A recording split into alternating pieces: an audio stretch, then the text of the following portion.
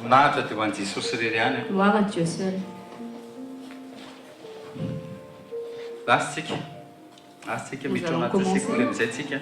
Nous allons commencer notre école. Titre androany, thème-matsika androany, Satan ne veut pas que tu pries.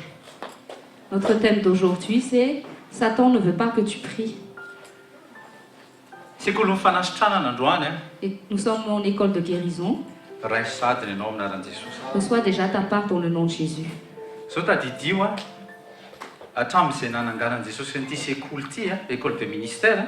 Depuis que tu as établi ces écoles de ministère, Dia hatramin'izay izy vokatra foana. et nous avons vu qu'il y avait toujours des résultats. Dia selon les écoles zany a, dia misy onction a tena délivren'Andriamanitra mihitsy miasa ao amin'ilay fanatrehany. Et selon les écoles, Dieu déploie son onction dans sa présence. K'androany zany zao a école de guérison na sekoly fanasitrana matoki amin'ny anaran'i Jesosy fa mandray anjara anao. Aujourd'hui, nous sommes dans l'école de guérison. Crois déjà que tu vas recevoir ta part. Amen. Amen. Luc 18, versets 35 à 43. Luc chapitre 18, versets 35 à 43. Luka toko fa 7 ny andininy fa 5 ka hatramin'ny fa 7 nandraisantsika ny sitrapon'Andriamanitra. Luc 18, 35 à 43 nandraisantsika ny sitrapon'Andriamanitra.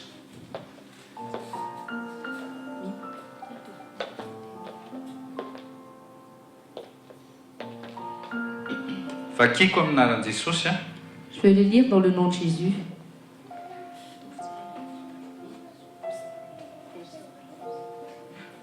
Okalofa misy diso le verset fa azafady. Marc 10 ngamba le izy fa tsy Luc 10 zany a. Tsy Luc 18. Oui. Marc chapitre 10.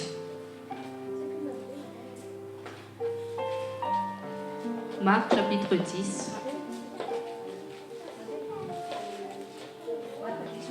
10. Marc 10, manomboka verset 46. Marc 10, verset 46 à 52. Marc 10, verset 46 à 42. 52. Oui. 52. 52. Je me suis trompée tout à l'heure, c'est Marc chapitre 10, verset 46 à verset 52. Et ils arrivèrent à Jéricho, et comme ils en repartaient avec ses disciples, ainsi qu'un grand nombre de gens, le fils de Timaeus, Bartimaeus, l'aveugle, était assis le long du chemin, mendiant. Et ayant entendu que c'était Jésus de Nazareth qui passait, il se mit à crier, à dire « Jésus, toi, fils de David, aie pitié de moi. » Et beaucoup lui ordonnèrent de se taire. Mais il criait encore plus fort, « Toi, fils de David, aie pitié de moi. » Et Jésus s'arrêta et commanda qu'on l'appelle. Et ils appelèrent l'aveugle, lui disant, « Prends courage, lève-toi, il t'appelle. » Verset 50. Et lui, jetant son vêtement, se leva et vint à Jésus. 51. Et Jésus répondit et lui dit, « Que veux-tu que je te fasse ?» Et l'aveugle lui dit, « Seigneur, que je puisse recouvrer la vue. » 52. Et Jésus lui dit, « Va, ta foi t'a guéri. » Et immédiatement, il recouvra la vue. Et il suivait Jésus dans le chemin. Amen. Amen. Amen. Amen. Nous allons prier pour la parole. Nous te remercions, Seigneur Jésus, pour ta parole que nous allons entendre aujourd'hui.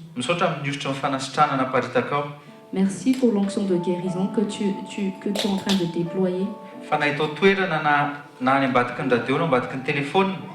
Que ce soit en ce lieu, que ce soit ceux qui écoutent derrière la radio et derrière le téléphone.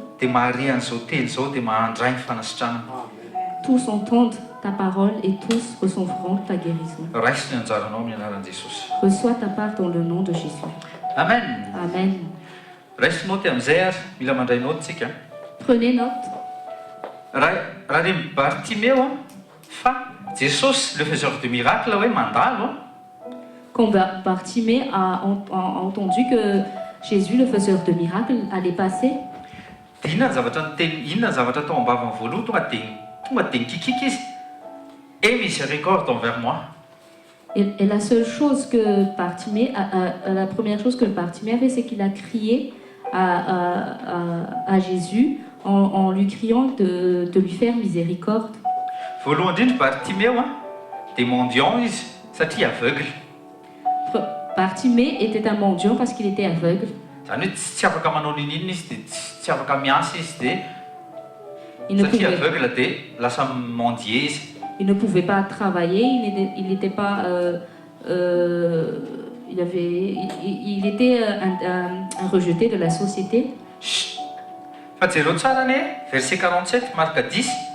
Et ayant entendu que c'était Jésus de Nazareth qui passait, il se mit à crier et dire Jésus, toi, fils de David, aie pitié de moi. Voalohany indrindra, sofany tsy marenina. Ce qu'il y avait de positif, c'est que Bartimée n'était pas sourd. Il avait entendu que Jésus passait. Deuxièmement, tsy moana ihany koa. Deuxièmement, il n'était pas muet. Dès qu'il a entendu, il a crié. Et dès qu'il a entendu, il a crié. Aotsika. Dia inona ny zavatra mivoaka tamin'ny vavany? Tena fantany Jesosy. Satria izy Jésus, toi fils de David, aie pitié de moi. Et quand il parlait, il savait qui était Jésus. Parce qu'il a tout de suite dit, toi, Jésus, fils de David. Il connaissait Jésus. Tenenao kaikinao hoe ianao impiry izay nanatsika sekoly. Toi, combien de fois tu as participé, t'es venu aux écoles Dia mbola tsy hainao foana ve Jesosy? et tu connais toujours pas Jésus. Amen. Amen. Jereo tsara ty olona aveugle no mampianatra antsika androany. C'est un aveugle qui est en train de nous enseigner aujourd'hui. Dia jereo tsara neny navaliny olona inona ny zavatra nataony olona. Marc 10, verset 48. Et beaucoup lui ordonnèrent de se taire. Chut, angine. Beaucoup lui ont demandé de se taire en lui disant « Chut, tais-toi !» Satria manino? Satria zareo teny anoloana. Parce qu'eux, ils étaient tout devant. Les nanaka anazy zany ceux qui allaient devant, zay mihitsy ny ao anatin'ny version anankiray, et ceux qui allaient devant le réprimandèrent afin qu'il se taise. Satria izy nefa mila l'intervention divine en tant que Jésus, toi fils de David, il sait qui est Jésus, il est fils de David, il est le rejetant de David, il a crié parce qu'il sait qui est Jésus. Aotsika, crier izy, niantso izy, satria fantany hoe izy Jesosy. Il a crié parce qu'il savait qui était Jésus. Aotsika. Fa reo teo anoloana dia niteny hoe ampangino izy. Mais ceux de devant lui ont demandé de se taire. Fa izy tenenao kaikinao izy tsy nentina angina. Il y a la personne à côté de toi, mais il ne sait pas tu. Dia inona ny zavatra nataony? Mais il criait encore plus fort. Il criait encore plus fort. Inona zany lesonantsika voalohany eto? Quelle est la première leçon que nous pouvons tirer? Quand on te dit de te taire, crie encore. Quand on te... Amen. Misisiky. Rehefa ao anaty vavaka ianao tadidio fa vavaka ty androany ty, vavaka. Satan ne veut pas que tu pries. C'est ça le thème. Satan ne veut pas que tu pries, c'est notre thème d'aujourd'hui. Il a prié, Jésus, touche-moi. Vous dites quoi? Aie pitié de moi, ça veut dire réponds à ma prière. Bartimée avait fait une prière. C'est ça sa requête. C'est les requêtes ni Bartimée, vous savez. La requête de Bartimée était que Dieu lui fasse miséricorde. On lui a dit chut, tais-toi, mangine. Mais il a crié encore plus fort. Tena miteny anareo rehefa miteny vadinao, rehefa miteny ny zokinao, zandrinao hoe mangina oka izay mivavaka ao. Monte le volume. S'il y a des gens autour de toi, que ce soit des membres de ta famille, que ce soit quiconque veut t'empêcher de crier à Dieu, au contraire, monte ton volume et crie à Dieu.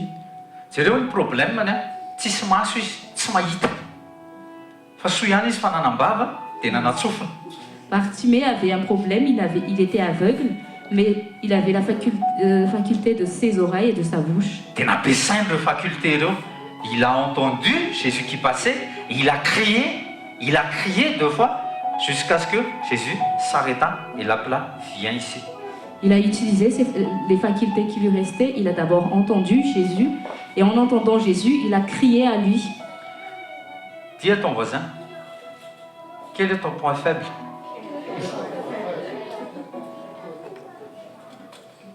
Teteninao izy, dis à ton voisin encore, utilise ce que tu as déjà. Dia Andriamanitra miregle les détails kely. Et c'est Dieu qui réglera le Les reste. points faibles. Les points faibles, il va guérir le point faible. C'est ce qui va arriver sur vous aujourd'hui, sur Amen. moi aujourd'hui. Amen. Donc, heureusement pour lui qu'il n'était pas sourd-muet. Il a entendu Jésus qui passait, il a crié. N'insiste Bartimée mba haka ny attention de Jésus. Bartimée a insisté pour obtenir l'attention de Jésus. Entre Jésus et Bartimée, il y avait une foule. Nisy olona be da be nanelanelana ny Jesosy sy Bartimée. Quand il a crié la première fois, tamin'izy nikikika tamin'ny voalohany, nitenen'ny olona izy manginy lahy. La première fois, quand il a crié, la foule lui a dit de se taire. Décidé izy tao anatiny hoe androany ny farany fampahoriana amiko. Mais il a décidé en lui-même que c'était le dernier jour où il allait souffrir. Zay rehefa volombelona tatitiana teo, C'était niraisiny le izy. Nahazo teny izy hoe androany ny amarana anazy zay dia io izy afaka. C'était le témoignage de Tatitine qui a fait, en saisissant la parole de Dieu, elle s'est dit en elle-même que c'est le dernier jour où elle allait souffrir. Donc, zavatra nataony Bartimée teo dia naka ny attention an Jesosy izy. Jesosy ny important aminy fa le foule tsy rarahiny. Bartimée cherchait l'attention de Jésus, il se moquait de la foule. L'important pour lui, c'était d'atteindre l'attention de Jésus. Satria tsy ny foule manasitra anazy fa Jesosy. Parce que c'est pas la foule qui allait le guérir, c'est Jésus. Satria izy nicrier, satria izy nikikika hoe Jesosy zanaky David, izy tsy niteny hoe vous la foule, fils de David ou fils d'Abraham. Il a crié Jésus, fils de David. Nice destination prière. La prière a une destination, et la destination, c'est Jésus. Destinataire. Destinataire. Destinataire de Jesosy dia tonga tany amin'ny Jesosy le taratasy, tonga tany amin'ny Jesosy les requêtes. Et la requête de Bartimée est bien arrivée à Jésus. Dia niantso téléphone Jesosy. Et Jésus a répondu par téléphone. Asaivo makaty amiko izy. Jésus avait dit, dis-lui de venir Amen. auprès de moi. Zao miteny ianao amin'ny anara-mairin'i Jesosy. Je te dis dans le nom de Jésus, Crier, crier, crier. criez, criez et continuez de crier à Izy Dieu. fotoana tsika efa niteny hoe prier, prier, prier. Fa ampitsika crier, crier et crier. Nous avons déjà dit, priez, priez, priez, mais aujourd'hui on rajoute, criez, criez, criez. Ao anatin'le lieu secret io, Matthieu 6, Dans votre lieu secret, dans Matthieu 6, tu pries et tu cries. tu pries et tu cries à Dieu. Jusqu'à mandrapahazoanao ny attentionao amin'Andriamanitra. Jusqu'à ce que tu obtiennes l'attention de Dieu. Amen. Amen. Tu vas l'obtenir au nom de Jésus. Amen. Ésaïe 59 dia miteny Ésaïe 59 dia miteny qu'il n'est pas sourd et que sa main n'est pas trop courte pour délivrer. Il n'est pas sourd. Akipio masonao dia teny hoe mon Dieu n'est pas sourd. Ferme les yeux, dis que ton Dieu n'est pas sourd. Il a entendu mes cris. Il a entendu mes cris. Alléluia. Misy dikany zany zavatra teneniko zany. Ny fahavalonao dia hiteny foana hoe ianao mivavabavapoanao amin'ny toeranao io e. Tes ennemis vont toujours te dissuader, te décourager en te disant tu vas te fatiguer à tout le temps prier dans ce lieu. Dans ce lieu secret. Dans ce lieu secret. Raiso ny lesona eto ataovy tahaka ny nataon'ny Bartimée fa raha angina ianao dia maharesy Satana. Aujourd'hui, tire une leçon de Bartimée. Continue de crier à Dieu parce que si tu vas te taire, c'est l'ennemi qui va gagner sur toi. Marina zao sa tsy marina aloha. N'est-il pas vrai? Tadidio tsara nefa la foule tsy nanana problème intsony. Bartimée nanana problème parce qu'il était aveugle. La foule n'avait pas de problème, c'est Bartimée qui avait un problème parce qu'il était aveugle. Sady mendiant tsy mpangataka izy. Il était mendiant. Izy faisait la manche. Jereo tsara tsy mirarahin' le foule mihitsy ny hoe sady mendiant izy tsy rarahin'ny olona. La foule, la société ne se préoccupe pas des mendiants, des rejetés. Tsy haiko inona ny place mety misy ianao. Je ne sais pas quelle est ta place dans la société. Fa raha manana etaeta ohatran'ny Bartimée ianao Mais si tu as la même soif que Bartimée, tafavoaka koa ianao. Tu peux t'en sortir.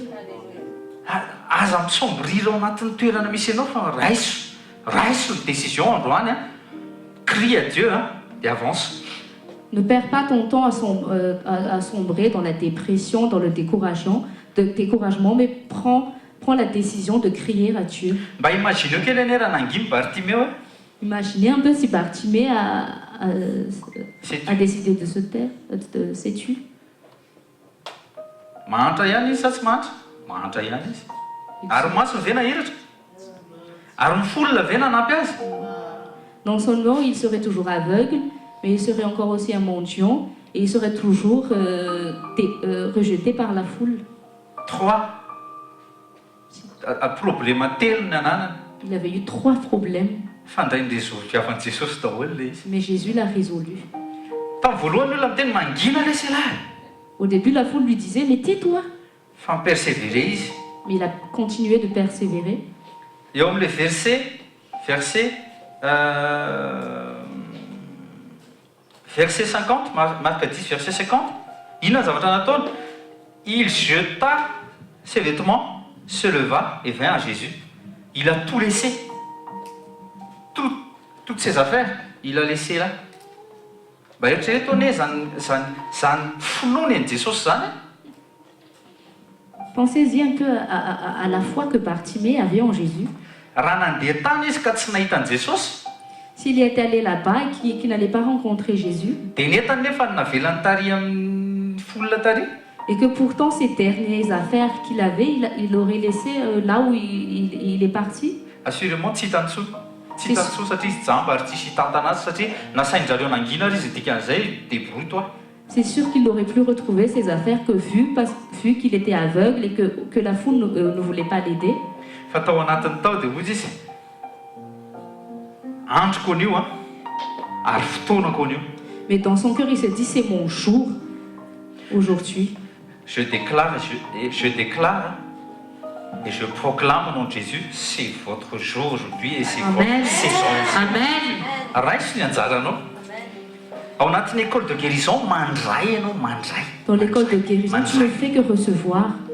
Mandray, tsisy zavatra tedavina intsony fa raisiny. Il n'y a plus rien à chercher, tu n'as qu'à recevoir. Amen. Amen. Rehefa miditra ao amin'ilay endroit secret ianao Quand tu rentres dans ton endroit secret, dia prier mivavah dia mikika fa le Andriamanitra ao no miandry ianao ao. Tu pries et tu cries car ton Dieu t'attend. Zao no voasoratra. Tsy hoe zao no voasoratra. Ny dikany hoe Père amin'ny teny grika dia Abba. Dia Abba nefany égale source. La signification de père en grec, c'est Abba. Et Abba signifie source. Ny dikan'izay raha mivavaka ianao dia miantso azy ianao dia mahazo ny attention satria izy ny source anao mamaly anao izy izay ilainao zany. C'est-à-dire que si tu vas prier en le lieu secret et invoquer Dieu le Père, c'est-à-dire tu vas te connecter à la source et que tu obtiendras une réponse de lui. La foule dia mikikika. Hoy izy zany teo anelanelany Jesosy sy Bartimée dia feno nisy vahoaka be. Entre Jésus et Bartimée, il y avait une grande foule.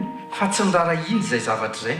Mais Bartimée ne s'est pas préoccupé de ce problème. Fa ny tao anatiny dia ny finoany sy ny feoan'ny mikika dia akasika an'i Jesosy. Mais dans son cœur, il s'est dit que sa foi et son cri va toucher le cœur de Jésus. Be da be no nanaka anazy, be da be ny empêché azy tamin'izay anatonany an'i Jesosy hoe hitondra an'le anjara requêtiny izy. Beaucoup ont voulu l'empêcher de se rapprocher de Jésus afin qu'il puisse faire sa requête auprès du Seigneur. Zao afaka rahantsika ihany koa hoe ireo olona le teo anelanelan'i Jesosy Bartimeo dia mety olona efa nandray bénédiction tamin'i Jesosy any ireo. Mety olona efa nisitrany ireo, mety efa nidélivreny ireo, mety efa nazo bénédiction, fa misy fitiavatena égoïste dia adiny ny tany ery. Sûrement que les gens qui étaient dans la foule, c'était des gens qui ont déjà reçu des bénédictions, des guérisons, des délivrances, mais de leur égoïsme, ils ne voulaient pas céder leur place. Dia jereo ny maha égoïste azy vao hitany Bartimeo nikika hoe Jesosy zanak'i David mamondrafo amiko jambo sady mendiant. Et quand ils ont vu que Bartimée était aveugle, qu'il criait au secours à Dieu, et qu'il voulait aller auprès du Seigneur Jésus. Dia raha ny tokony hoe andao izy bataina hoentina eny anoloan'i Jesosy fa aty aoriana aty dia vao mainy teny anjareo mangina. Au lieu de lui venir en aide, de l'aider, de le ramener auprès de Jésus, la foule lui a demandé de se taire. Amen. Ao anatin'ny assemblée koa zany mety misy ao anatin'ny assemblée ohatr'izao zany mety misy efa misy mahazo part de bénédiction, mahazo part de guérison. Dans l'assemblée, ce genre de personnes peuvent toujours exister, des personnes qui ont reçu leur part. Dia mbola mitady ahazo plus izy. Ils veulent toujours avoir plus. Teneno akaikinao hoe tsy ratsy zay. Tiens, la personne à côté de toi, ce n'est pas mal. Fa zao ny problème. Mais le problème, mba avelao ny hafa koa mba azo. Laisse les autres aussi avoir leur part. Avelao renesin'Andriamanitra le fonao sy le filonao ao aminy. Laissez le Seigneur aussi à entendre la requête des autres personnes de par leur foi. Ataoko en français kely ty eno tsara raisinao ty. L'ennemi Satan n'a pas fermé les bouches de ceux qui étaient autour de Jésus.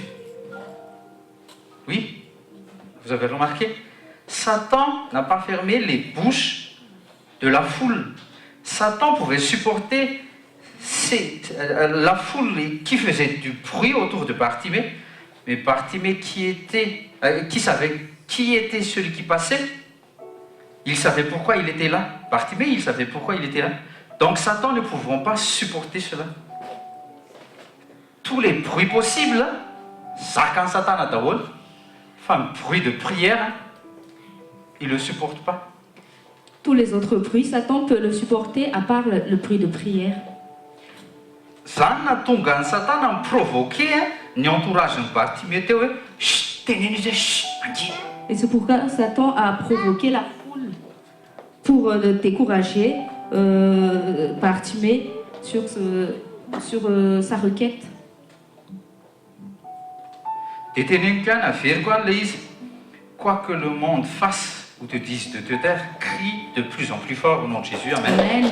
Aza monsieur découragé, aiza ihany le valim-bavako. Ne te décourage pas en te disant mais où est la réponse à ma prière? Atao izay azonao ny attentionao amin'ny Jesosy. Fais tout pour que tu obtiennes l'attention de Jésus. Satria izy tsy maintsy poussen'ny monde foana hoe ataovy zay bruit tsy ahitany Jesosy an'io, tsy andrenesany Jesosy an'io. Parce que le diable va toujours susciter la foule dans le monde pour t'empêcher d'aller vers Dieu et te décourager. La bonne nouvelle, c'est ceci. Satan ne supporte pas le bruit du seul homme qui pria Jésus de Nazareth. Amen. Averika, Satan ne supporte pas le bruit de toi et moi qui va prier Jésus de Nazareth. Amen. Tersika n'Andriamanitra. Tena hita mihitsy hoe tena satanika mihitsy ny réaction an'le foule teto satria fantatra izy ireo fa vitan'i Jesosy ny mampahiratra jambo. Nous voyons que l'acte de la foule était vraiment satanique parce qu'il savait que Jésus pouvait rendre la vue à l'aveugle. Dia nisakana an'le izy. Et la foule voulait l'empêcher. Amen. Amen. Pozy io le hira.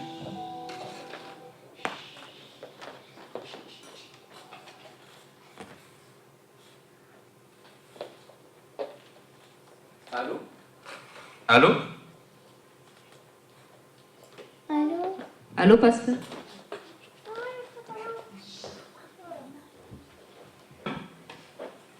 Boîte de nuit, hein? Afaka?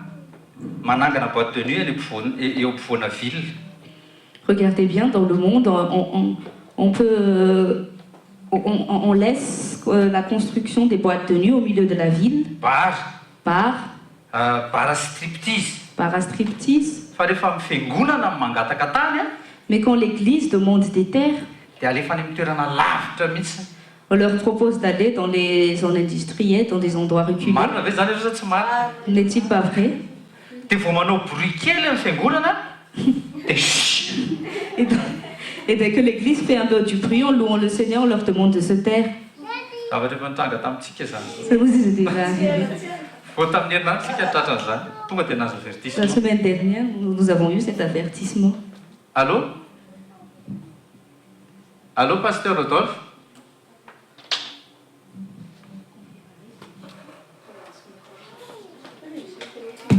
Mandeha. Allô?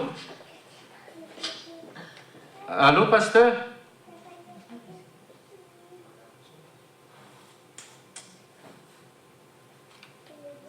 Allô, pasteur Rodolphe?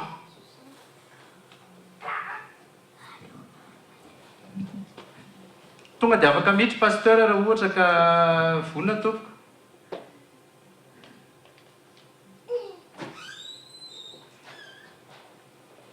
Allô, izy miantso ary. Ny olona ny fisianao.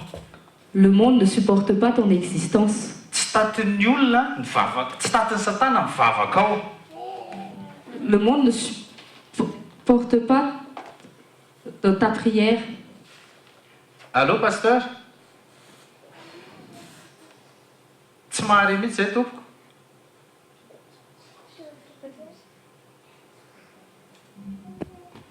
De nuit, mais on refuse l'ouverture des églises dans la ville. Dia teneniny eo akaikinao jereo tsara izy. Tsy resaka problème na bruit le izy hoe. C'est pas un problème de bruit. Da averenao any tsy resaka problème de bruit Ce n'est pas un problème de bruit. fa guerre spirituelle le izy. C'est une guerre spirituelle. Dia satana misopposé aminao. Et c'est Satan qui cherche à s'opposer contre toi. Amen. Amen. Fa na izany atsika dia mila mitandrina ihany. Zay tenga ohatrany tamin'ny herin'ny zao tsika tena fiderana be enjana fond mihitsiny a. Ny tena nanao be tsika aloha e, mba derahantsika an' Jesosy fa nahazo avertissement tsika isaorantsika an' Jesosy zany mba hitandremana amin'ny manaraka. Jereo zao anaty trano anankiray a, rehefa mijery fotony olona, rehefa ohatra hoe match anankiray tena intéressant dia inona nataony olona miorakoraka eran-trano. C'est la radio.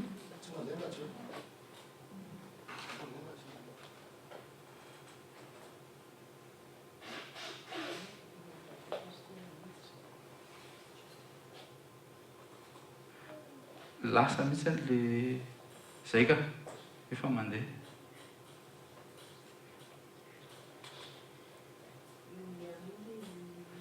Tsy azo atao io fa vao may maty vao misy an'io sary. Fantoko isika adika ho any aloha grand mandrapatonga ny indrindra mihena. Ao anatin'ny efitrano fandraisam-bahiny a, dia ao ianao mivavaka sy miloe sy miprie. Dia inona zavatra mitranga? Esorina aminao mihitsy le trano.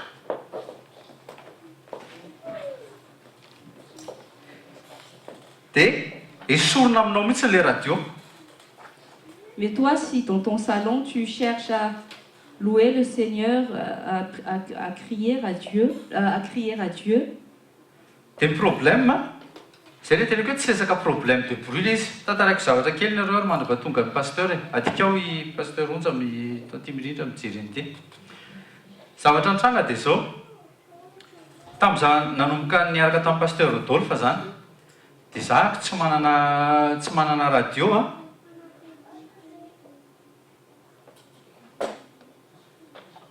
Tsy manana radio a, fa ny radio atao an-trano zany nalaiko.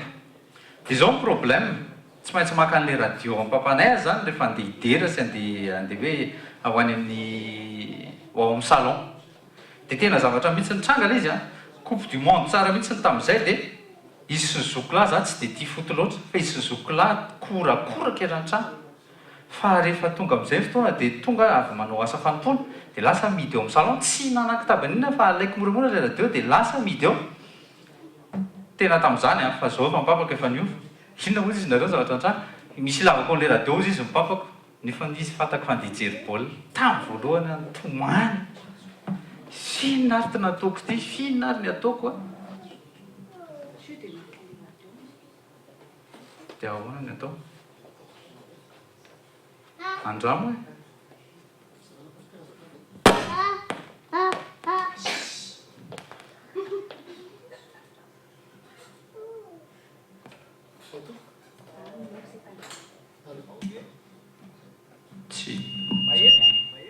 Tsisy zavatra re mihitsy. Efa fond io.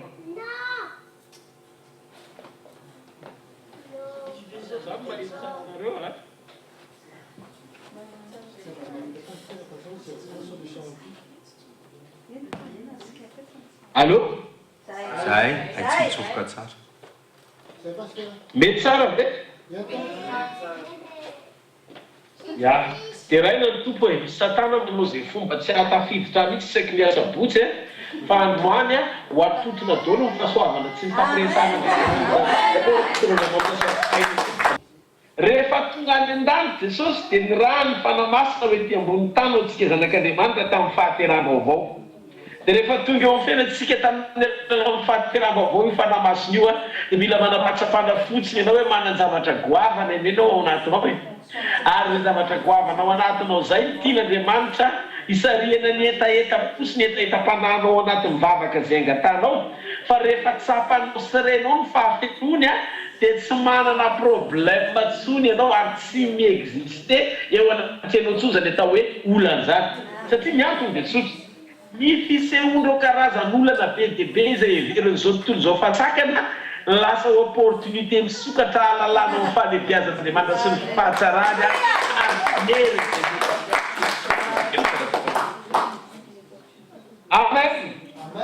Rehefa tonga tany an-danitra Jesosy dia ny rano antsika io fanahy io. Inona no antony nahatongavany sy nandefasany ray azy?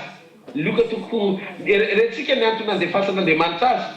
Io fanahy io rehefa namorona ny zavatra rehetra ao Genesis toko voalohany, rehefa avy nampaombony a Jesosy izy tamin'izy teny tonga nofo, dia izay rehetra izay mitambatra vitany vao tonga ao anatinao izy.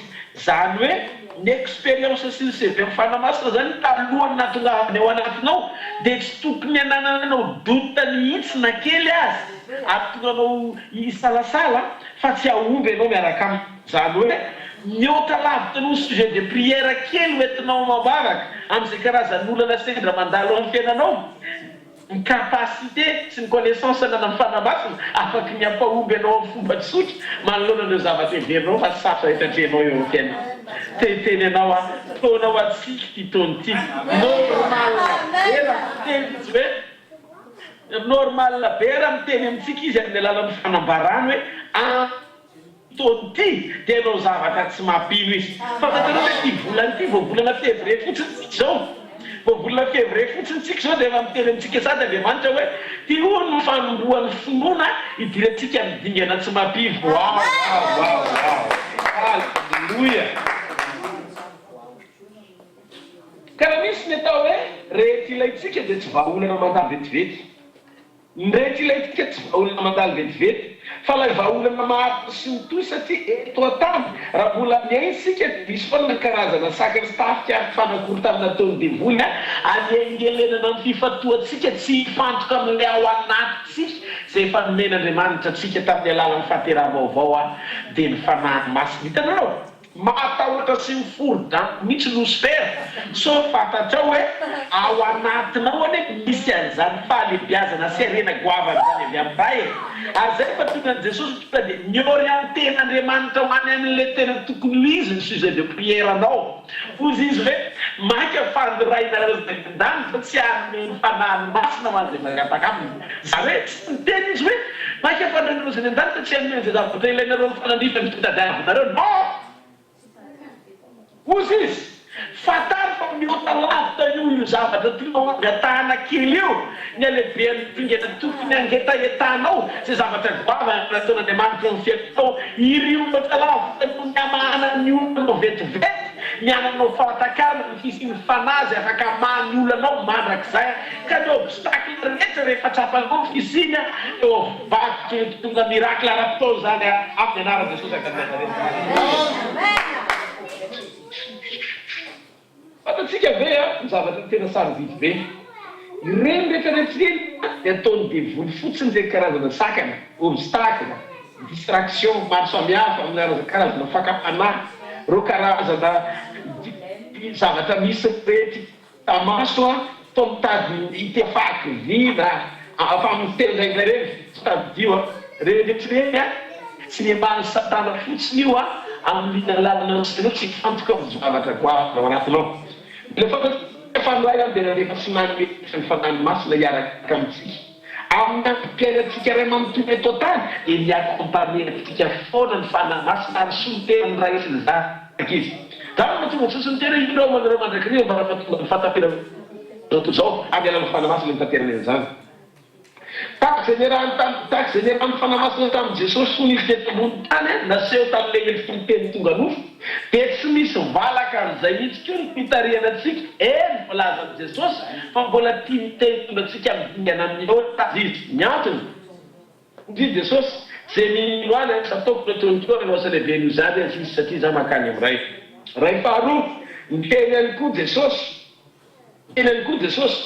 fa reo programa rehetra mbola tsy vitan'i Jesosy eto tany dia tia tohizana amin'ny alalan'ny fanamasina amin'ny alalanao andona tsika markely sy amin'ny fampitahana ao amin'ny teny Andriamanitra anankiroa raha manana baiboly ianao dia jereo kely ny Luka toko faefatra ny 2:20 hatramin'ny 2:20 sy Isaia toko 1:20 ny 2:1 ka hatramin'ny 2:2 ao Luka toko faefatra ny 2:20 baiboly dia milaza mifanany Jehovah izy no atao amiko satria nanosy taitony teny somafaly amin'ny malahelo izy na mireka itony fandefasana amin'ny izy sy fampahiratana amin'ny jamba anafaka azy fahorivo dia 2:20 itory ny taona kasitany Jehovah dia nitapahany Jesosy teo le izy jenareo ny 2:20 Isaia toko 1:20 vetivety Isaia toko 1:20 manoko amin'ny 2:1 ka hatramin'ny 2:2 zao misoratra ao mifanany zay tompo atao amiko izy satria Jehovah efa nosy taitony somafaly amin'ny mpandefitra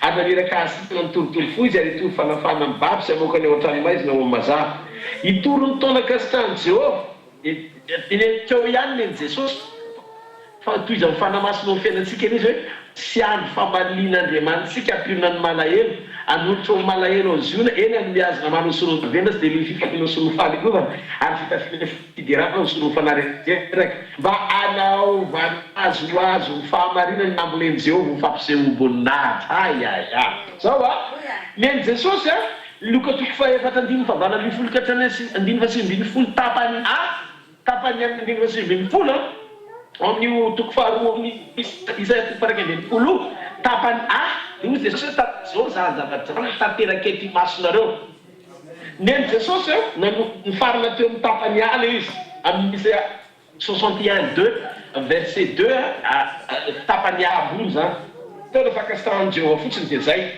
fa ny antsika zany manomboka eo amin'ilay sy tapany faharoa amin'ny 7 zany hoe io tapany faharoa amin'ny 7 Isaia toko 1:20 ka hatramin'ny 7 manaraka rehetra tsika indray manomboka amin'ny tenany zao vanim-potoana zao anio zany ny tanteraka eto ambony tany amin'ny alàna satria dia zavatra rehetra nanomboka hatrany amin'ny fanomboan'i Jesosy mandrapatreo amin'ny fiafaranan'i Jesosy dia mbola toizany atyanysika nanomboka hatrany amin'ilay hoe fanahany Jehovah taona atroka mandrapatonga amin'ny andininy fahateloha marina amintsika amin'ny Jehovah mitondra irantsika zao satria Kristy atao anatintsika amin'ny alalan'ny fanahany ary amin'ny alalan'ny teny faminaniana sy fahatsana rehetra nambarany tenin'Andriamanitra manokana amin'ny fatapany indray dia afaka zontsika hoe zao ny fotoam-pamalian'Andriamanitra atsika mino ianao fa ataon'Andriamanitra raraka eo masonao ny fahavalo ary fotoam-pamalian'Andriamanitra zao amaly ny adinao ary vonina aneo ny voninahiny lehibe eo amin'ny tenanao zay tsy mbola nisy ambanimpotoana tany aloha atsisy mandrakizay. Alleluia. Zavatra mitanga zany dia tadidio ny tanjon'Andriamanitra dia ny atonganao aomby tsy misy feta amin'ny zavatra rehetra miaraka aminy. Izany hoe reo karazana obstacle maha-olombelona nanambarany Jesosy hoe raha amin'ny olona zany tsy hay ny fanjavatra rehetra ny Andriamanitra atao noho ny fomba an'Andriamanitra anao dia hitondranao any amin'ny dingany fahaiza-manao any amin'ny zavatra rehetra izy ary mampahitany an'ity zao tontolo zao ty fa izy no mitana mampahory anao amin'ny zavatra rehetra. Alleluia. Tsika dia miaraka amin'ny fanamasina ary tsika tadidio oentin'Andriamanitra any amin'ny dingana tsy misy fety amin'izay mety hitanga matapidalaka any amin'izao tontolo zao dia lasa dingana ahitanao mihoatra ny fahatsarany miasa ny fanehoana ny voninahiny eo amin'ny fiainanao satria zay tsy hain'ny olona atao ny tanterahany amin'ny alalanao ka ny olona manana firaisana amin'ny fanamasina dia tadidio dia olona manam-pifalina sy fitsaharana fa tsy be taray namora-kivy eo amin'ny fiainana. Mahitanao amin'ny anaran'i Jesosy irizan'Andriamanitra ny fifalianao ary ny ampisinao sy ny fiainanao rehetra tontolo ho amin'ny tanjom-panehoana ny voninahitr'Andriamanitra manomboka zao mino anareo fa victoire mifanesy mitondra ny fahasanatakatry ny saina tapaka fanaovanao zany ty taona ty raha tsisy eo fiainanao fahalebiazany Andriamanitra raha mino an'izany manao amenda. Alleluia. Alleluia. Zavatra anankiray ty fotsiny aorian'ny vavakatsika dikanina dia zao mentalité zao. Ty misy karazana mentalité tiako entinao makivakiana amin'ny fiainana anananao antoka ao anatin'ny fomba fiarahanao amin'Andriamanitra atonganao tsy ho raraka mandrakizay eo amin'ny fanekena miaraka aminy ary atonganao hijoro am-pahasahiana fa ho tsilokolompona fa olona tena miavaka eto tany ny amin'ny fitiavan-drainao anao. Tena voaloha toko faharoa ny andininy fasivy fa isika zao dia tararaka fanjakam-pisorona firenena lain'Andriamanitra ho an'ny tenany fanehoana ny voninahitra sy atsara n'ilay mifidy sy miantso antsika. Nanomana antsika ho amin'ny tanjona manokana sady miavaka Andriamanitra. Azafatra ty zavatra kapobeny ianao sy hoe miombona amin'ny maro zany rehefa manompo an'Andriamanitra. Tarovy fa olona tena spesialy ianao. Ny tiako tenena zany isika zanak'Andriamanitra dia manavary fomba fisaina sy fomba fijery tsy misy fandraikany amin'izao tontolo zao. Raha vao miala gropony zanak'Andriamanitra ianao dia ohatra ny hazo anankiray miala tao anaty fatana rehefa mikambana ny afo rehefa mirehitra izy dia mamasaka aminy fa rehefa singanina ny kraika isorona manokana lasa mirehitra kely izy aloha voalohany dia rehefa aveo izy midona amin'izay lasa manetroka sy manepotra ny afo amin'izay fa tsy manasotro satria miala tao amin'ny maro.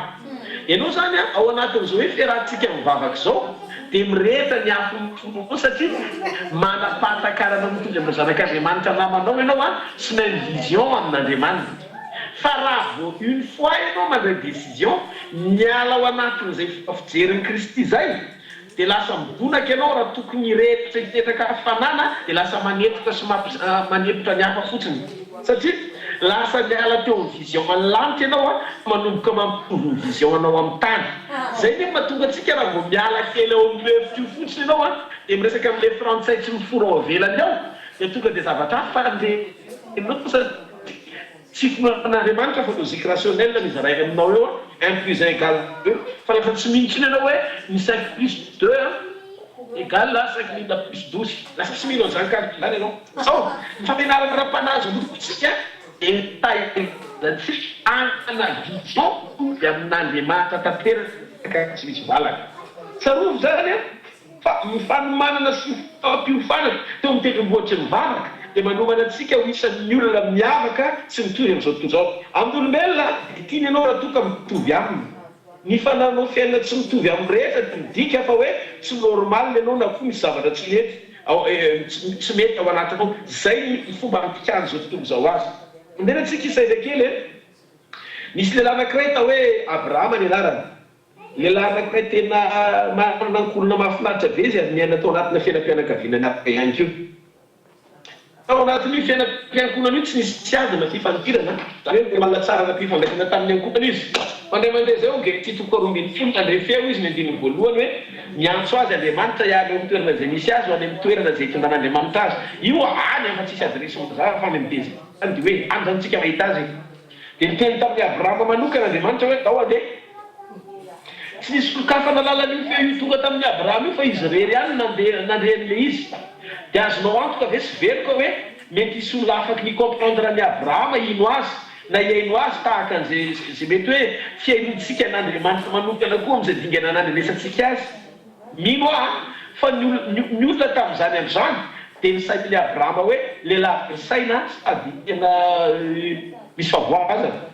Fiainana tokantrano milamina tsara tsy misy olana ny sakafo misy ny zavatra rehetra misy tampotampoka nandehan'Andriamanitra andeha ho any anefitra amin'ny tany tsy fantatra. Tena raha ohatra ka olona tena misaina amin'ny tany mijery azy dia mahita azy hoe tena lehilahy faraky dia very saina ary misy favoazana. Tena mahagaga ihany koa ny fahasainana nanan'ity Abrahama ity notenenany tamin'ny ray aman-dreniny hoe Andriamanitra no niteny taminy fa hiala amin'ny ray aman-dreniny izy fandehany amin'izay tany tsy fantany. Ny zavatra nahavariana dia zao rehefa nandeha dia hozy izy boky Hebreo hoe any amin'izay toerana andehanany izay dia tany cité mahafinaritra be no vatanany satria mihitsy Andriamanitra no niteny taminy. Andriamanitra tonga teny tonga dia azo mifesina ranofo hoe zavatra afaran'izay tanàna 7 étoiles mihitsy mitsahany any volamena manomboka hatreo ambavary. Zany ao an-tsainy reviny ho nandrehan'ilay feo izy. Rehefa nandeha izy dia tonga tany amin'io toerana io gaga izy. Tany foana no vatany ary rivotra sy dezera mbola teo ihany ny zavatra hita fa saingy izao. Rehefa nanosy indray ny fotoana ohatra hoe diso fanantenana izay fomba fisaina izay Abrahama dia mbola tonga indray ny feo rehefa feno 100 taona sy matsara 7 taona sara vatiny hoe mbola azo taranaka indray nareo niôtsy ny tranga nefa ny fampanantenana tonga ihany. Fa hozy izy Abrahama andisy fanantenana any Andriamanitra fa rehefa miteny izy tsy maintsy ho ataony. Tsy azo refesina iza manosy ny fahatsarana fa vao mafaly teteny aminao fa sady mpanahy be indrindra Abrahama zany tanteraka tamin'ny any le nofinofiny no nomen'Andriamanitra ny Isaka ihany izy. Teteny aminao fa natambatr'Andriamanitra tao anatin'ny fotoana anankiray zay fanantenana natao ambony Abrahama tsisy very raha telaza zavatra any Andriamanitra mivavaka sy fadikanana tsy fanerenan'Andriamanitra raha-potoanao zavatra fa mivavaka tsy fadikanana fanomanana anao amin'ny fotoana fa anao zavatra Andriamanitra. Afaka ataony androany ary afaka ataony rahapitso fa mifijoroanao fotsiny atao vitomomba na soamarinanao amin'ny teny fa zao lazainy Jehovah Andriamanitra Israely amin'ity taona ity dia Andriamanitra mifijinjana amin'izany fotoana ho azy tanterahany amin'ity taona ity avy.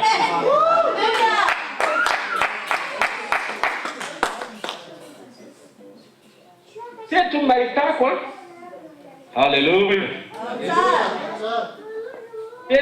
Teto mahitako fa miteny faminanina sy ny fanambarana omen'Andriamanitra anao dia tsy voatery ho zakan'ny olon-kafa zany miaino anao eny fa na manodidina anao aza mety hainohatra anao.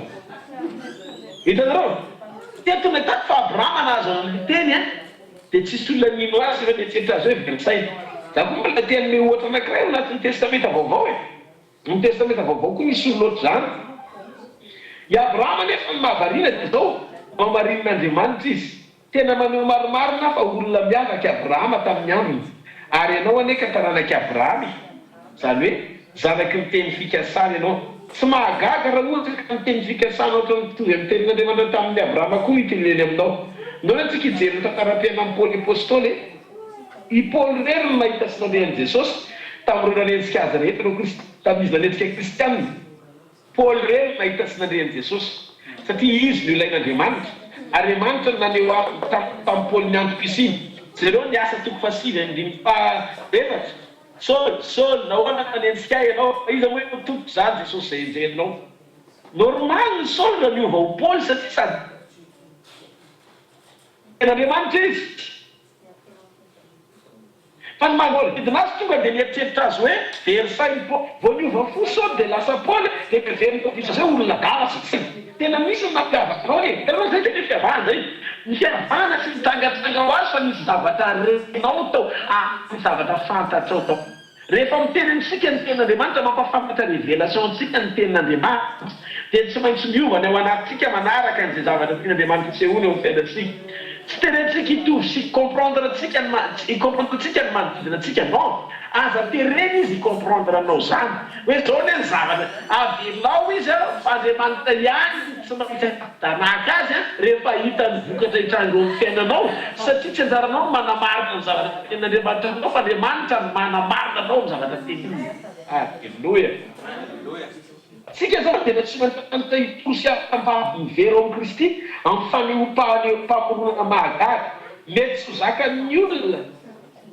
tsy noresahany zany fa tsy niranany amin'izany izy fa izy natao iainanao fianao natao andesy lahatra azy amin'ireo karazana fanehoam-pamantarana sy fahagagana zay mombanao enoeny ny fahamarinany izy dikany ny Andriamanitra tena amin'ny Salame 63:7 izy hoe naneo an'i Mose sy ny lalaka reny izy ary ny zanak'Israely ny asany Mose sy ny nanehoana ny lalan'Andriamanitra fa ny zanak'Israely no many nahita ny asan'Andriamanitra ny olona natao many nahita ny asan'Andriamanitra amin'ny alalanao fa le asan'Andriamanitra dia tanterahany eo amin'ny fiainanao le fantsona matona ampahafantariny lalana dikan'izay rehefa miseho ny asany manaraka ho azy ny ambony manontolo fa zay mandresy lahatra azy misy mihaino veto droit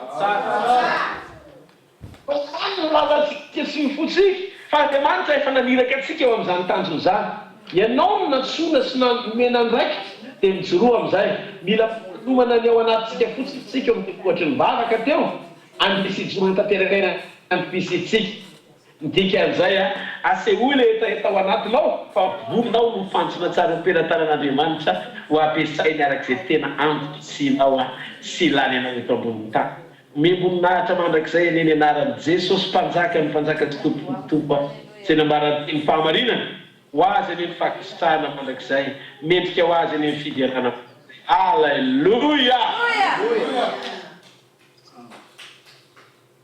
tiako hivavaka ho antsika androany hariva andao tsika hivavaka ny tompo tokana nomeny antsika izao teranao zay ray fanalanitra sy ny tany misaotra fa nafara ny perturbation taony devoly atao anatin'ny connexion mbola mepita ny fahasoavanao tamin'ny alalan'ny teny makasitraka anao zay ary mampilata fehinanao misaotra satria zany rehetra zany dia manapofo amin'ny fiainanay fa tsy tena rehefa vavaka zay ka mangataka aminao dia miaino anay miaraka ianao misaotra ihany koa ny amin'ny fanomezanao anay toko sy antoka mampitra ny titony ity fa maly anay ny fomba tsy takatsy ny saina ianao surprise tara be dia be ao an-danitra ao no anokafanao ny lanitra dia gorodana ty aminay daholo zany rehetrarehetra zany dia hokotsa amin'ny fahasoavana amin'ny vatavaty zay misy mifampifely voninahitsy eo amin'ny fanatanteranay ny asanao tompo ta io ny mpiara-manompo tsirairay avy reo rehetra zay miazakazaka tsy miara-manompo ao anatin'ny ty asa fanompoiny ity mitoetry matoky ara-pamafazana ara-pijoroana ara-pifantohana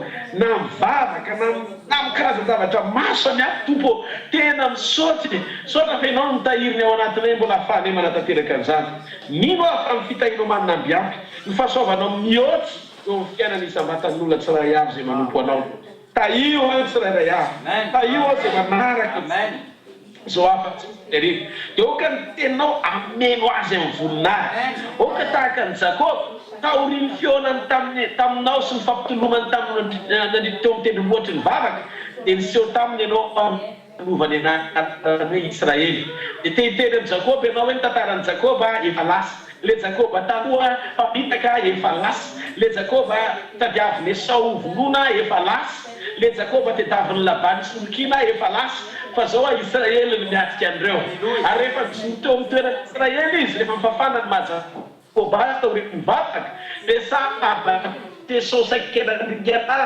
lasa orokana mianaty tahita natera zay mpandika lasa famina simoroka le sasakiny zay eny amin'ny lohany kakafaka tompo hodisonao azy de vesy no karaha pahatsina reky satria efa voraka atao aminy iny samty herinandro vaovao ty zay miara mioroke sao am'izay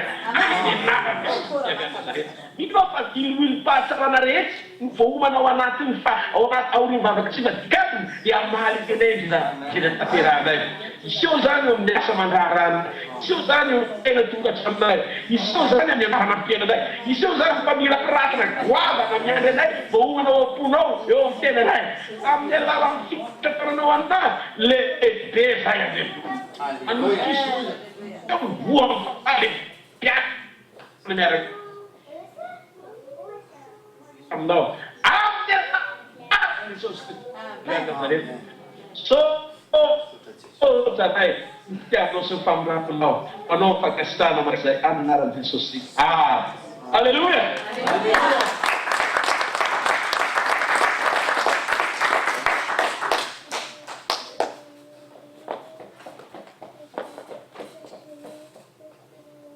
Adesso si trovano si truccano che danno Gesù.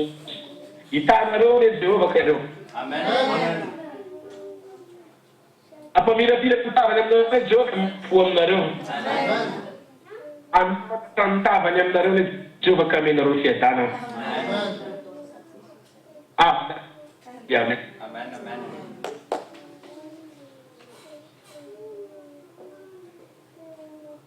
Alleluia. Alleluia. Ametaka vilo mafinaritra antsika tsy ihany sy fidainy tompo any. Tompo Jesosy anie zay miaraka enda ty tanteraka ny lasoa antsika inay ary mino fa atao anatin'le teo fampiherezana teo de vela fotsika any amin'ny dinga ny fahasarana tsy miaraka ho an'ny tezay fendehan'ny sainy eny voninahitra. Amen dia amen. Veloma toko. Olona lehibe dabe plus de 10 hein, tokony problème fa tsy le 1 qui criait. Normalement, ça devait être la foule qui était nombreuse qui était le problème et non pas le Bartimée, la personne qui criait. Les problèmes spirituels, les guerres spirituelles, les guerres spirituelles, c'est un problème spirituel. Comment pas ir en Je vous encourage dans le nom de Jésus.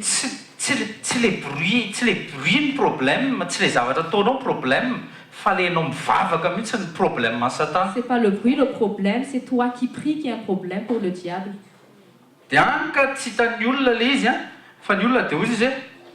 C'est Bartimée qui est le problème. Et la foule ne prenait pas conscience de cette réalité spirituelle qu'il a accusé Bartimée.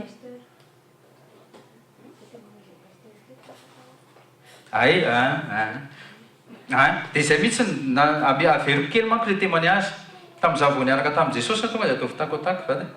Tamin'izaho vao niaraka tamin'i Jesosy la première fois que j'ai donné ma vie à Jésus, dia ry zalahy ny zoko sy ny dadako zany les membres de ma famille, mon frère et mon père, nijery mondial, ils étaient en train de regarder le mondial.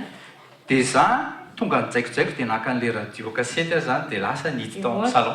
Et moi, j'ai pris la radio et pour aller m'enfermer dans le salon. Le problème, ça m'a rien dit.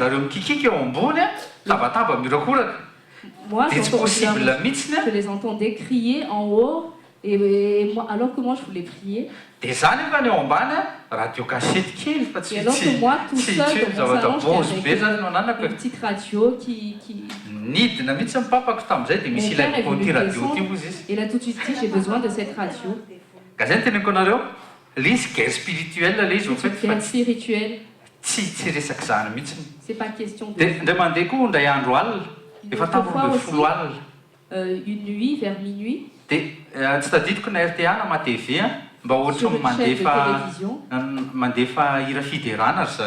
la chaîne de télévision faisait passer des chansons chrétiennes. Et se trouvant dans la famille, regarder 11 films jusqu'à 11h du soir. Et quand je les entendais aller dormir, c'est là que j'allais dans le salon.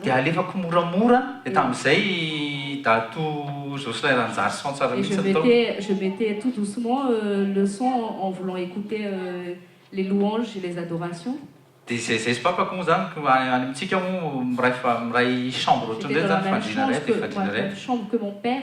tonga dia nitsangana indray mivavaka dia Et d'un tezitra coup, be mon hoe père télé s'est ako levé, il était en colère en disant c'est ma télé. zaza ampianarin lahy mivavaka zany C'est pas efa toi qui niova vas fo izy m'apprendre efa niova fo izy efa nijitosy izy zao m'apprendre à suivre le Seigneur. fa tsy loko vavolombelona izy lisy tsy bruit teninao ny C'est pour akaikinao vous témoigner que le problème ne vient pas du bruit, tsy le bruit problème C'est pas fa le bruit. problème spirituel mais c'est un problème spirituel. ny tanjon'ny satana ianao le Le but de Satan, misopiri amin'ny Dieu le miprie io toi qui soupires Tiens, à Guy, on va vouloir crier voir. à Dieu, il veut que tu te taises. zay ny anazy C'est ça le problème de Satan. hitantsika teo a fa ny zavatra nataony Bartimée il criait encore de plus en plus fort Et ce que nous avons vu, c'est que Bartimée criait de plus en en plus marque fort. 10 tsika On marque 10. tena surligné marque mihitsy de plus en plus fort dikan'izay mafy nakany amin'ny mafy Il a crié de plus en plus fort. dia hoy isika teo hoe ianao koa aza mijery zay masony olona Ne regarde pas le regard du monde, le regard des fa autres. ataovy zay andrenesan'i Jesosy ianao Fais tout juste pour que Dieu t'entende.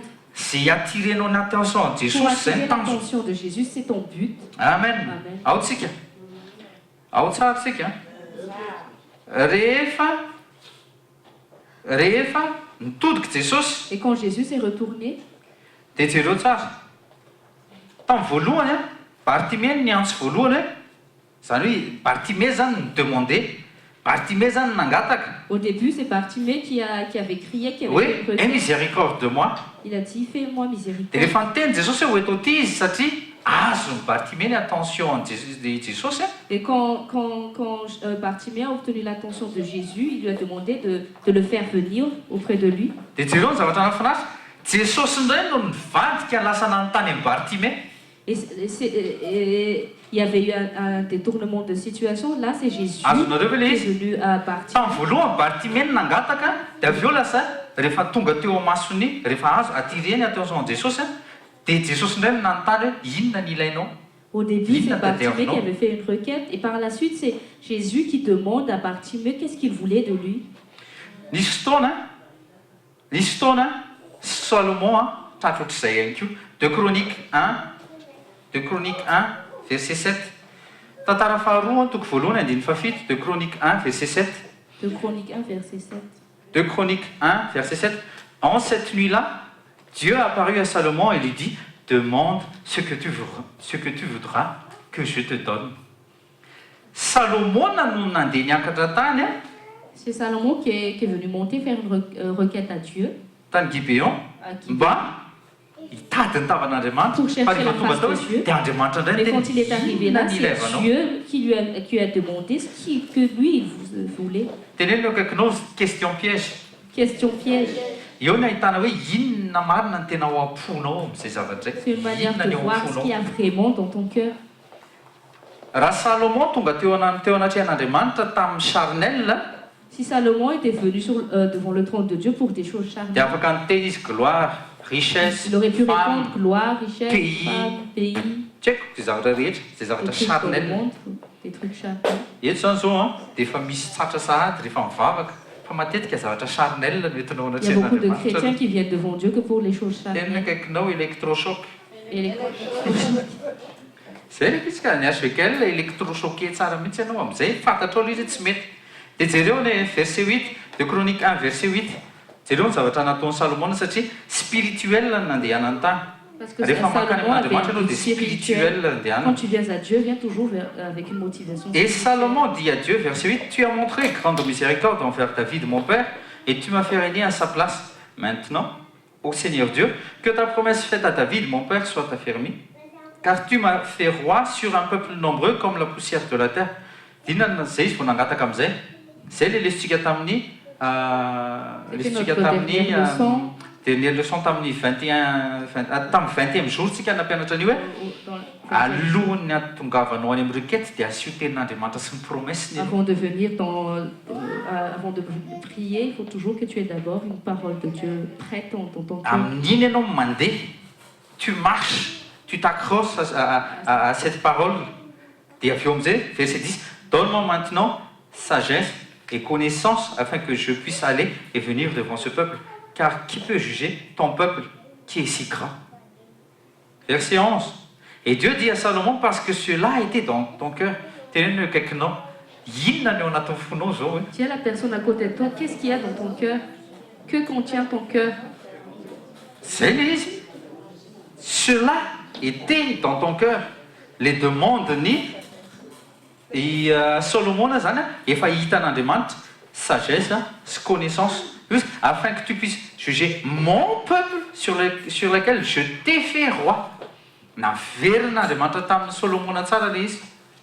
Dieu lui a répondu selon sa requête. Verset 12. Dieu a répondu, sagesse et connaissance te sont accordées, et je te donnerai richesse, bien honneur aussi, comme n'en a eu aucun roi qui a été avant toi, et comme n'en aura aucun après toi. Amen. Qu'est-ce qui s'est passé aussi avec Bartimée?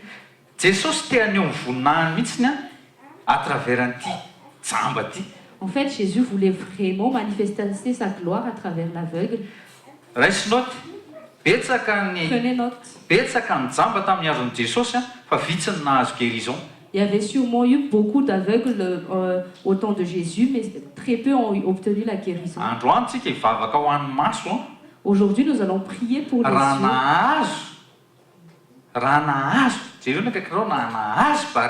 Bartimée a reçu. Comment moi je n'obtiens pas non? La balle est dans ton camp. Qu'est-ce que tu veux que je te fasse? Qu'est-ce que toi tu veux? Qu'est-ce que toi tu veux? Qu'est-ce que toi tu veux? Qu'est-ce que tu as dans ton cœur? Qu'est-ce que tu as dans ton cœur? Amen. Amen.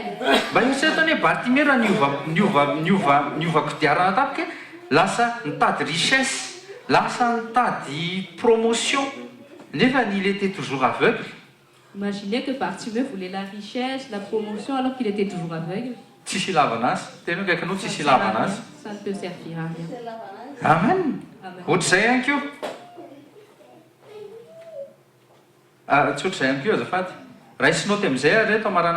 Prenez note pour finir. La méthode de Satan. Pour te décourager, pour t'empêcher de prier. Paresse. Il t'attaque avec ton sommeil. Et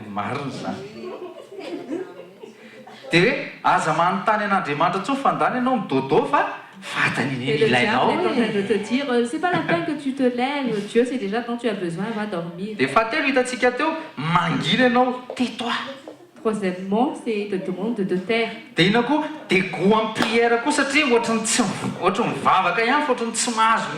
Et le manque de goût, ne pas prendre plaisir pour prier. Parce qu'il y a des gens qui prient, mais il n'a pas l'impression que... Il te donne vraiment le dégoût à la prière. Le dégoût de la prière. Amen. Amen. T'es aveugle, si j'étais toi, j'arrête. Il ne t'entend pas.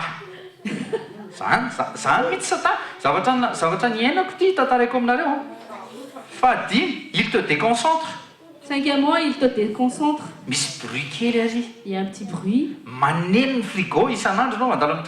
l'impression que le frigo fait du bruit.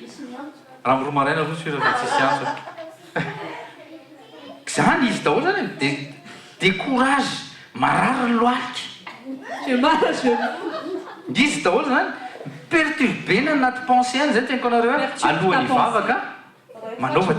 Avant de prier, on fait toujours une délivrance. Subconscience, conscience, parce que ton subconscient délivrer les esprits impurs de culpabilité. Ou sinon, il peut te traîner aussi dans la culpabilité.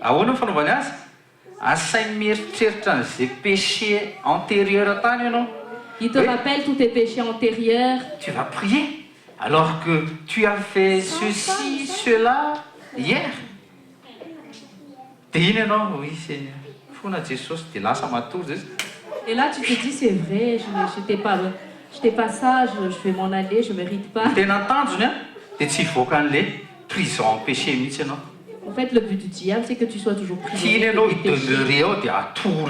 Il veut que tu te demeures dedans, que tu sommeilles dedans. Reste note. Prenez note. Si on n'arrive pas à prier, l'état dit tout ça, c'est Satan qui gagne du terrain dans ton cœur. Zay. Raisinao tsara mihitsy.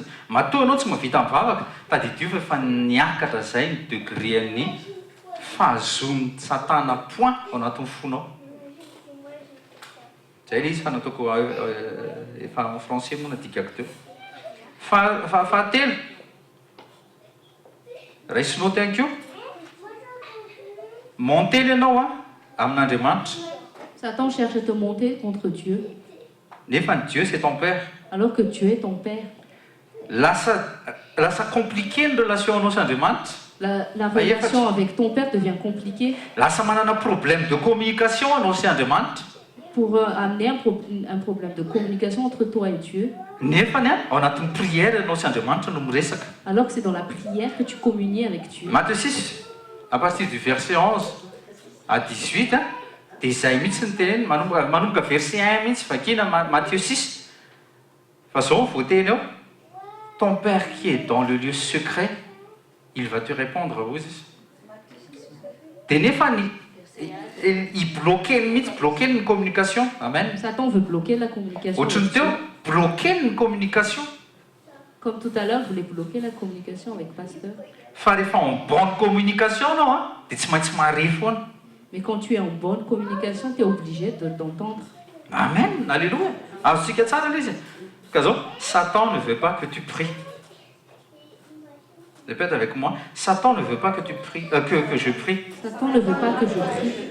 Mais il a tort. Mais il a tort. Je vais crier de plus en plus fort. Je vais crier de plus en plus fort. Amen. Amen. Amen. Nous allons lever dans le nom de Jésus. Nous allons remercier le Seigneur. Et après, toutes les parties de notre corps qui sont malades, nous allons prendre autorité dans le nom de Jésus. Le résultat sera 100% aujourd'hui. C'est pas pour vos beaux yeux. Ce n'est pas pour vos beaux yeux. C'est pour la gloire de Dieu. Bartimée a obtenu de nouveaux yeux quand il était avec Jésus.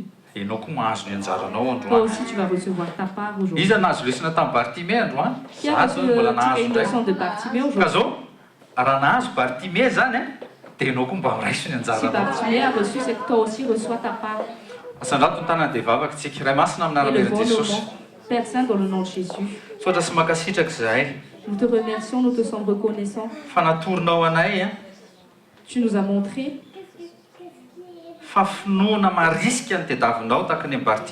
tu cherches une foi pertinente, telle que le Bartimée.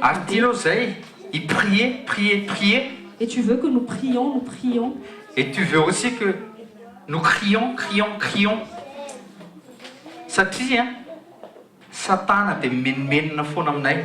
Parce que Satan n'arrête pas de murmurer envers nous.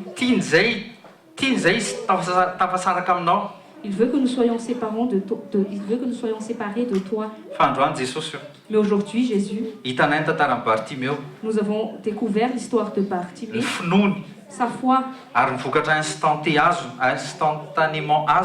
et le résultat qu'il a obtenu instantanément. Cela signifie que nous allons aussi recevoir instantanément notre part. Et si lui aussi a couru pour te suivre, Jésus, aujourd'hui aussi nous allons courir vers toi. Amen.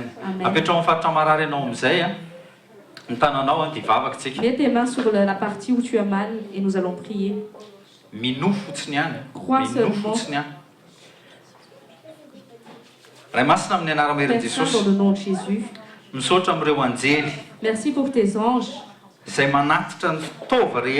est en train de livrer tous les organes dont tes enfants ont besoin aujourd'hui. Jésus, fils de David, aie pitié de nous. Jésus, fils de David, je saisis ma guérison aujourd'hui. Dans le nom puissant de Jésus. Satan, je te réprime dans le nom précieux de Jésus. Je prends autorité dans le nom précieux de Jésus. Toi, Satan, au nom de Jésus, sors. Toi, esprit d'infirmité, lâche prise au nom précieux de Jésus. Maintenant même, lâche prise. Je prends autorité sur toi. Toi, esprit impur. Toi, esprit d'infirmité, lâche le peuple de Dieu. En tant que berger du Christ, avec la houlette, avec le bâton, je te chasse dans le nom précieux de Jésus, avec la puissance du Saint-Esprit aussi. Reçois ta guérison au nom précieux de Jésus. Reçois ta guérison au nom précieux de Jésus. Toi, Satan, je te réprime. Je te réprime. Tu es obligé de quitter dans le nom précieux de Jésus. Tu es obligé de m'obéir dans le nom précieux de Jésus. Je vous libère maintenant même au nom de Jésus. Atov ça, nessier au nom de Jésus. Atov nessier. Atov ya pnoun nessier au nom précieux de Jésus. Atov ya pnoun. C'est ça va rehetra, c'est ça va fanentaina na rehetra. Resque ne pas souffrance, douleur. Je commande, cessez maintenant au nom de Jésus. Souffrance, douleur, que cela cesse maintenant même au nom précieux de Jésus. Soketin som zan, soketin som zan. Nareo c'est esprit maloto rehetra, c'est esprit d'infirmité rehetra miala daholo soketin zao. Any amin'ny maso, any amin'ny sofina, any amin'ny hanche, any amin'ny ado, amin'ny anarana heran'i Jesosy miala daholo amin'ny anarana heran'i Jesosy. Any amin'ny kibo, amin'ny anarana heran'i Jesosy, zay fivitosana rehetra miala amin'ny anarana Jesosy. Zay fivitosana rehetra anatin'ny kibonao any mivoaka any amin'ny fivoahana daholo amin'ny anarana heran'i Jesosy. Raisy ny anjara fanasitrananao amin'ny anarana heran'i Jesosy. Sandrato amin'izay sady mihetsika ianao ahetsy eo dia isôry amin'izay Jesosy. Remercie le Seigneur Jésus.